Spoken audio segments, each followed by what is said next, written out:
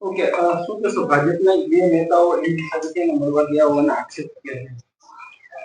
રાજકોટની દુઃખદ ઘટના એટલે ટીઆરપી ગેમ ઝોન અગ્નિકાંડ અને આ અગ્નિકાંડની તપાસમાં જે ટીપીઓ સાગઠિયા જે છે એની ગઈકાલે જ તે એમની ઓફિસના જ્યારે સીલ ખોલવામાં આવે છે અને તેમાંથી કરોડો રૂપિયાની સંપત્તિ અને સોનું સહિત અને હજી દસ્તાવેજો તો બાકી જ છે ત્યારે એક એટલું મગજમાં આવે અને ખ્યાલ પણ આવે કે જે રાજકોટ મહાનગરપાલિકા જે છે એના શાસકો જે છે એ જ રાજકોટ મહાનગરપાલિકા છે એ ચલાવતા હોય છે. કહેવામાં જગ જાહેર છે કે રાજકોટની જે ભારતીય જનતા પાર્ટીની સંકલન સમિતિના જે 4-5 સભ્યો છે એના દ્વારા જ તે રાજકોટ મ્યુનિસિપલ કોર્પોરેશન છે એ ચલાવવામાં આવે છે. તો શું રાજકોટ મ્યુનિસિપલ કોર્પોરેશનના અધિકારી પાસેથી આટલી સંપત્તિ મળે છે તો શું આ જે અત્યારે જે સીટની રચના કરવામાં આવી છે, જે તપાસ સમિતિ છે, એ કેમ હજી સુધી કોઈ પદાધિકારીઓને કેમ હજી કઈ આમાં એની તપાસ કરવામાં નથી આવી? એક સક્ષમ વિપક્ષ તરીકે અમારી પાસે લોકો દ્વારા એવું અમને જાણવા મળે છે કે જે આ અધિકારી જે છે જેલમાં છે એને પણ ભારતીય જનતા પાર્ટીના પૂર્વ ધારાસભ્ય અને ભારતીય જનતા પાર્ટીના આકાઓ છે એને મળવા ગયેલા છે. તો શું સરકારને આની જાણ નથી? શું જે તપાસ સમિતિના સભ્ય છે એની આને જાણ નથી?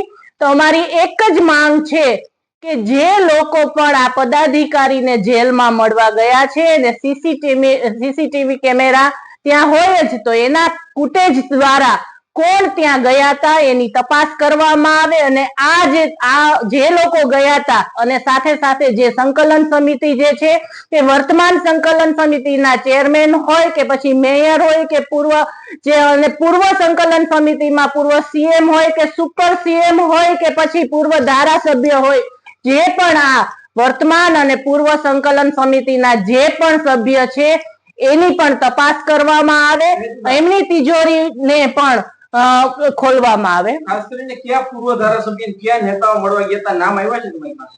અમારી પાસે નામ નથી આવ્યા, પણ એક સક્ષમ વિપક્ષ તરીકે અમને જ્યારે જાણવા મળે છે કે જેલમાં આ અધિકારીઓને મળવા માટે થઈ અને ભારતીય જનતા પાર્ટીના પદાધિકારીઓ મળવા ગયા હતા એટલે અમારી સક્ષમ વિપક્ષ તરીકે અમારી એક એવી પેલી ફરજ બને કે લોકોને આની જાણ કરવાની, એટલે આપના માધ્યમ દ્વારા અમે આ જાણ કરી છે. હવે તપાસનો વિષય છે આ જે સમિતિ રચાણી છે એનો અને સરકારનો કે કોણ વ્યક્તિ છે એ જેલમાં મળવા ગયું હતું અને જો જેલમાં મળવા ગયું હોય તો કેમ હજી સુધી એની ઉપર કાર્યવાહી નથી થઈ? તો અમારી એક જ માંગ છે કે વર્તમાન અને પૂર્વ સંકલન સમિતિના જે પણ સભ્ય છે અને જે પણ લોકો આ જેલમાં ગયા છે એની તપાસ કરવામાં આવે, એની પાસેથી મળેલા નાણાં છે એ રાજકોટની જનતાના નાણાં છે એ રાજકોટની તિજોરીમાં જમા કરવામાં આવે અને આવા દરેક પદાધિકારીઓ છે એની ઉપર કાર્યવાહી થાય અને એને જેલ ભેગા કરવામાં આવે. પોલીસ કસ્ટડીમાં મળવા ગયા હતા કે મધ્યસ્થ જેલમાં?